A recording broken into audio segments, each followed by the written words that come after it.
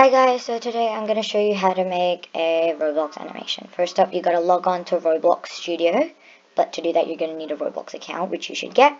Then you're going to open a base plate. Okay, base plate, and then when the base plate loads, you're going to click over to the plugins tab and choose the load character plugin. If you don't have that plugin, just go to models, plugins, and then just search it up.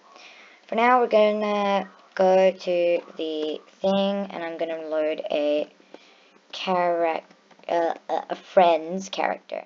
And you make sure you spawn at R15, because if you don't, it restricts articulation, like restricts character movement. Then you're going to go over to the side where you see the username you chose. You're going to right click that, and you don't see this menu, but I do. At the bottom of the menu, like anything, when you right click anything, there's going to be, right, so when you right click this, there's going to open up a menu, and at the bottom of that menu it's going to say export selection, and then it's going to open up a file where you can save your character. So do that.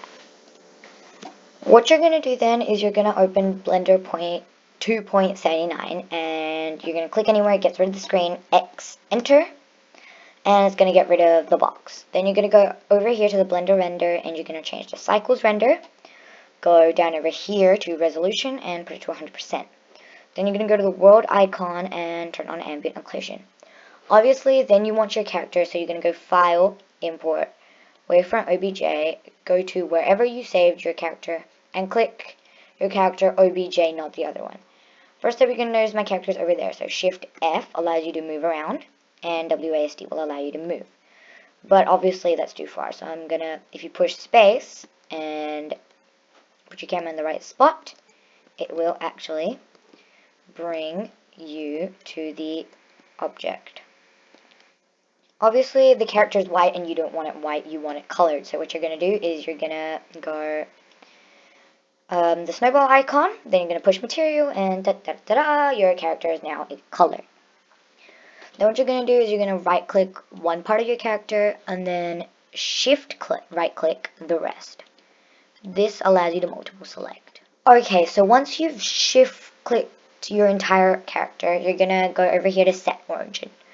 Over here, you're going to put origin to geometry, and that allows this to happen. Then just to check, you're going to grab this red arrow and you're going to drag it around. Now you're going to find out that obviously down here is the controls. The arrows are obviously to move around. This one is the rotate one. And this one is scale. That means it'll change the size. What you're then going to do is you're going to pose your character. I'm going to pose mine off camera, and I'll be back when the character is posed. Okay, I posed the character, and as you can see, I put it in a nice and simple pose, as you guys also should, if it's only your first attempt. So now we're going to get on to the animating part. So what you're going to do is you see this big grid down here, right? You're going to push the red button, and that'll set the scene. So I'm actually going to shift click on the head, because I just want the head to spin. And I'm going to go to the rotate function, and I'm going to rotate the head, looking that way. And as you can see, there's a line where when I rotated it, I'm going to rotate it back. And so on, so on. I'll continue animating and then show you what I got. As you can see, I've done a little animating. It's not much, but it's pretty simple. All I've done is rotate the head side to side. So if I just push this button, it should show you what I have. And that's basically what I have. And now we obviously have to do the camera. So you're going to go View and Camera. Then you're going to go Shift F if it works. I'll be back when all the stuff is working again. Okay, so I got the camera to work, and I just brought it over here from the start plate. And now I'm going to drag the little scene all the way to the start. And what you want to do is you want to right click the camera. And obviously that's where it starts. And what I want to do at this point is I want to go Shift F, move it a little bit to the right with the face.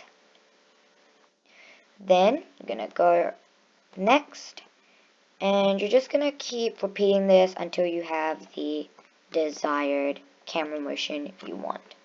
So I'll do that and then show you what I get. Okay, so I did some camera work, and it's basically in the same place the other stuff was, if this will agree with me. Of course it's not gonna, so I'm just gonna play this backwards real quick, and then play it forwards. So that's basically what it does. Obviously you don't want to be so long, because this grid is really long.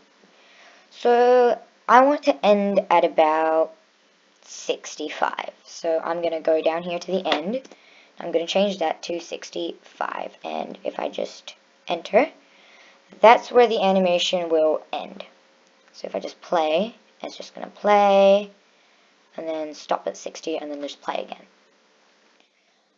As you can see, the background's gray, and you don't want that gray. You want it to be a nice color. So you're going to go under here, under the world icon, and click this gray bar.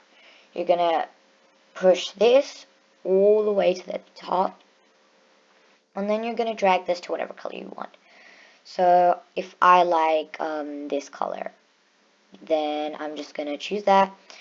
And if you want to test it out, you're going to go back to where you found the snowball icon and then push rendered. And then I decide, yeah, that's really good. Now what you want to do is you obviously want to render it. But before you do that, you're going to go to camera icon. Then scroll down until you see this. You push this little button and then just click where you want to save the thing. Okay, now you've saved it. Like, as you can see, I saved it here. What you want to do is you want to go over to render. Then you're going to do render animation. And that's just going to render. Please keep in mind that this takes hours and hours to render, so probably about a 3-second clip will take about 4 hours to render, depending on how much of your character you have in there. So keep that in mind, and good luck with your animations, I presume.